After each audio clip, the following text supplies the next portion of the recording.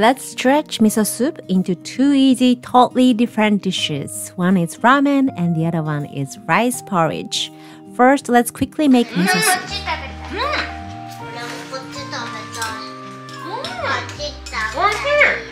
Chop onion, carrot into small dice, slice Chinese cabbage into bite-sized pieces. I happen to have these ingredients in my fridge, but use what you have. Miso soup is surprisingly forgiving. Add water, vegetable, and dashi packet. Cook it on medium heat and shake the dashi packet to infuse more flavor. Once it's boiling, lower the heat to low and simmer it for 5 minutes without having it completely boiling. Discard the dashi packet. If you can't find the dashi packet where you live, I have a shop link, or I have a recipe using kombu and bonito flakes. So let me leave the link for you in the description box. Continue to cook until all the vegetables are cooked. Add cubed tofu and wakame seaweed. Dissolve the miso paste and turn off the heat. Tofu and wakame seaweed will be nice and warm with the residual heat. This is just one example of many different types of miso soup that I showed you in this channel. So use what you have. You can use any miso soup that you made with a different variety of ingredients. By the way, if you need to know what Japanese basic condiments to start with, I made a free comprehensive PDF guide of Japanese ingredients list, so I hope it's helpful for many of you. The link is in the description box below. Now we have a miso soup, so let's stretch into an even more delicious dish, starting with miso ramen. I'm super excited to share this with you guys since this has been my family favorite, including piggy kids. Into the leftover miso soup, add the mirin, then bring it to a boil. Make sure to keep it boiling for 1 minute to burn off the alcohol from mirin, especially if you are making it for kids. If you got my holiday box, there was a nikiri mirin, and with the nikiri mirin, you can skip this step since there's no alcohol contained. Reduce the heat to low, then add soy milk with no sugar and flavor added. From now on, you don't want to boil the soup, just make sure to keep it warm. Dissolve the miso paste and soy sauce for balance.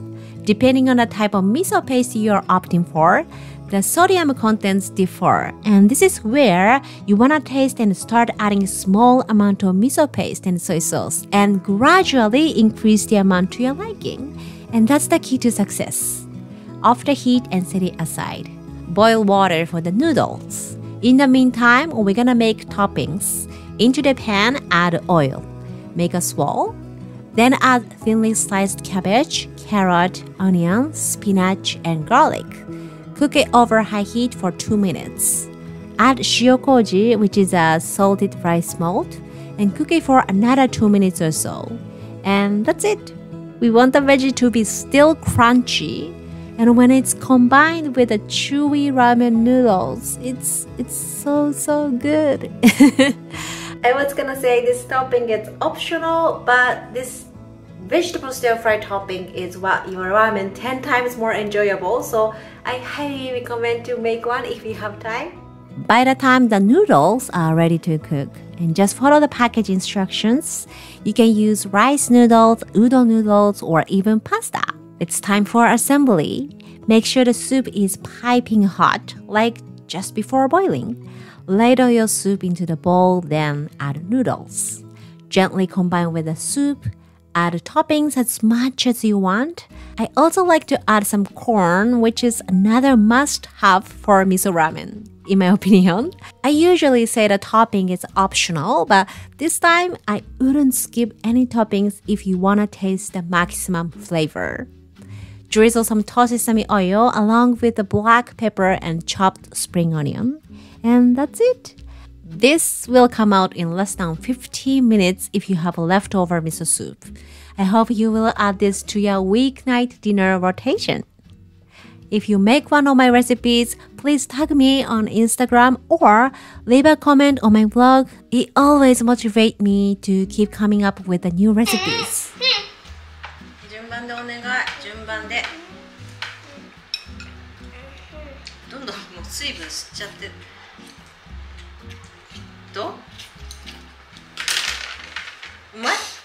The next one is even simpler and quicker. It's a Korean-inspired kimchi rice porridge. Slice leeks or spring onions, chop kimchi into smaller pieces. I found kimchi scissors to be I found kitchen scissors to be very useful. You don't stain your cutting board. Ever since I had a kid, kitchen scissors have become my best friend. Can anyone resonate with this?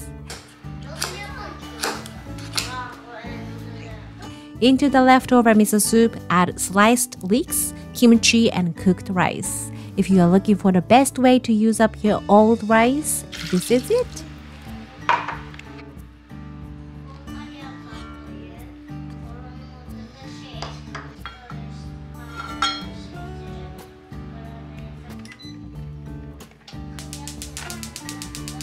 Bring it to the stove, and once it comes to a boil, close the lid. Lower the heat to low and cook it for 5 minutes or until the leeks are softened. Feel free to splash more water if it's needed. Add tofu and spinach. Let it warm up. You always want a taste test at this point. Add soy sauce, miso paste, or more kimchi if it's needed. Mine definitely needed more saltiness, so I added some soy sauce at the end. If you can tolerate the spiciness, adding some tobanjang paste or gochujang paste will be a great addition to this porridge. Like I said, for the miso ramen, you can always adjust the taste very at the end by adding more. Use my recipe as a guideline and feel free to customize to your liking. Before signing off, we'll be starting to send you newsletters. Feel free to keep yourself in the loop by subscribing to our newsletters. You can also ask me what topics you wanted to receive from me. And thanks to your support, our online course community has been growing and becoming like a family to me. There will be 3 seats left for the bonus live cooking session. If you want to know more about our course to form a lifetime healthy eating habits, check out the video this video. Thanks a lot for watching and see you on the next one. Bye! ちょっともう伸びてるけど。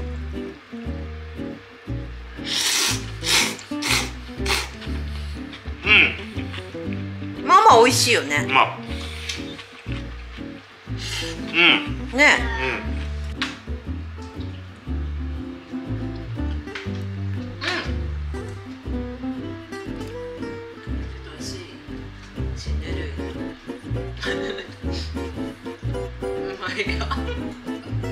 リアクションしづらい。これぬるいし薄い。でも醤油とお味噌を足したら OK。